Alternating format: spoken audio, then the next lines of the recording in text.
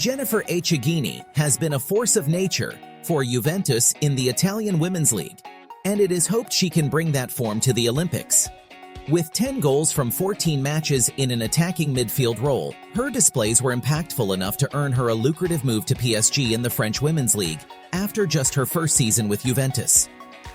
Can she take this form into the Olympics, helping the Super Falcons raise their level?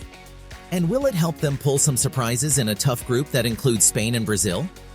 Can they actually go all the way to win a medal in the 2024 Olympic women's soccer event in Paris? All good questions. Let's get into it.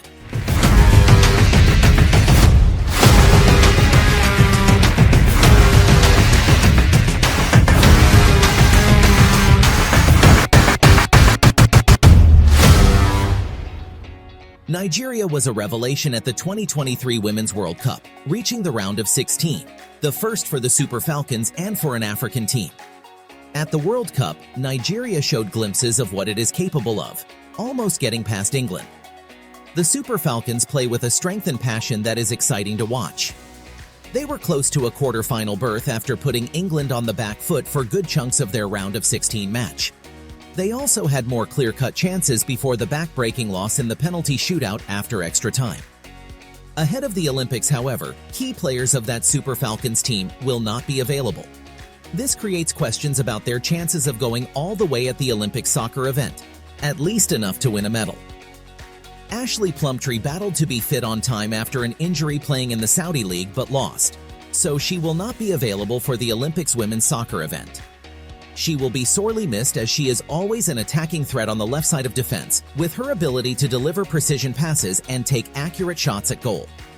Halimatu Ayinde is also nursing an injury incurred last month and will also not be available. At the World Cup, she was a force in midfield providing cover in front of the defense. She was named in the best 11 players of the tournament, especially for her marking of Lauren James in the round of 16 match against England. Deborah Abiodun should be able to adequately cover for the Super Falcons in her absence, provided she incurs no injuries at the event herself. She also must not fall to any misfortune like she experienced at the 2023 Women's World Cup, when she was sent off in the match against Canada. Deborah Abiodun showed how tenacious she is in that match, as she was a thorn in the flesh of the Canadian women's team before she was sent off for a challenge with initially incurred a yellow card but was upgraded to a red card. She has also been an indispensable player for the Pittsburgh Panthers in the USA with her timely interceptions, exceptional ball control, and goal threat from midfield. She has scored 6 goals and made 3 assists for her collegiate team, despite playing from a defensive midfield role in the team. Playing for Nigeria, she progressed from the Under-20 women's team, where she was instrumental to a good run at the 2022 Under-20 Women's World Cup in Costa Rica, where they progressed to the last 8. Since her debut for the Super Falcons, she has always been exceptional in the matches she has played, showing skills and vision that far surpasses her age. At the age of 20, she should come to her own at this Olympics in the absence of Halimatu Ayinde. And if she can stand the pressure and responsibility on her shoulders, she should be a revelation at the Olympics women's event. Despite the injuries to key players, Nigeria will have the added boost of players like Juventus midfielder Jennifer Echegini and Tenerife striker Esther Okoronkwo. The Super Falcons should be just as strong, if not even stronger, if the coach can take advantage of the strengths of the available players. Jennifer Echegini has sublime technical skills, and her eye for goal is an asset to the team. Her passing range and vision is exceptional, so she naturally plays in the attacking midfield role.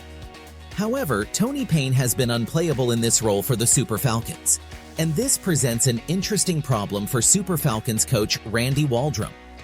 Randy Waldrum will have to decide how to deploy the pair, as he would have to pair one of them with Deborah Abiodun and Christy Uchebe, who is equally indispensable in the defensive midfield role.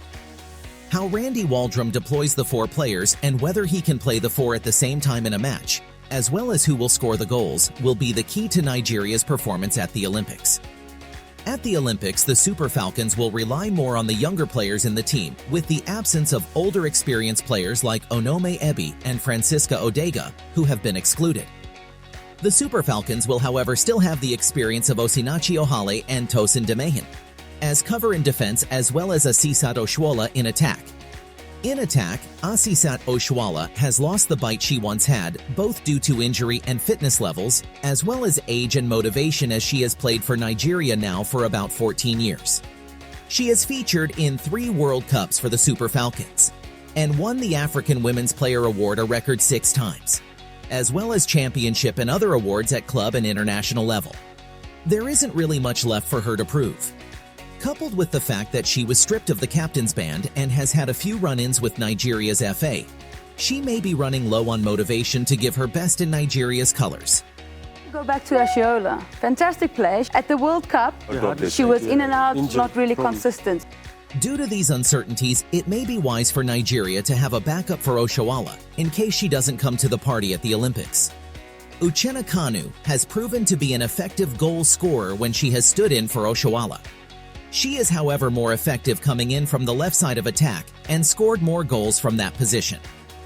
Esther Okoronkwo has also shown her abilities on occasion playing for the Super Falcons, but has only scored 2 goals for Tenerife since her debut in 2023. Hence, a proven and more consistent central striker is very much needed in the Super Falcons as a backup to Assisat Oshoala. Evelyn Ajay, the daughter of Super Eagles striker Peter Ajay, would have been the ideal candidate, as she has proven her worth, both in Sweden's youth teams as well as in the Swedish league. She scored 32 goals in the 22-23 season in the Swedish Premier League that eventually led to her move to AC Milan, where she plays presently. She was, however, overlooked on numerous occasions, resulting in her playing for Sweden presently, which will be a big loss for Nigeria. Though she is still eligible to play for the Super Falcons, the coach and FA have not made enough effort to remedy the situation. Instead, they have called in Chinonyerim McLeans, who plays for Lokomotiv Moscow in the Russian league, and Chiwendu Ihezuo, who plays in the Mexican league. It is yet to be seen whether either can get the job done for the Super Falcons. McLean's scoring record with Lokomotiv Moscow is very average at best, with 4 goals in 11 matches in 2024. While Chiwendu Ihezuo has not even scored a single goal in 2024. The Super Falcons, though placed in a difficult group that includes Brazil and Spain, still stands a chance of advancing from that group. This is if they get their act together and play as a unit and with passion. They must also maximize their strengths and take advantages of opportunities that come their way. Veterans like Assisat Oshoala must step up to the plate to score the goals and inspire the team, as it will most likely be her last dance at the Olympics. Similarly, the attacking duo of Rashidat Ajibade and Uchenna Kanu on the wings must bring their A-game in the first 2 matches to ensure qualification for the second round at the Olympics women's soccer event.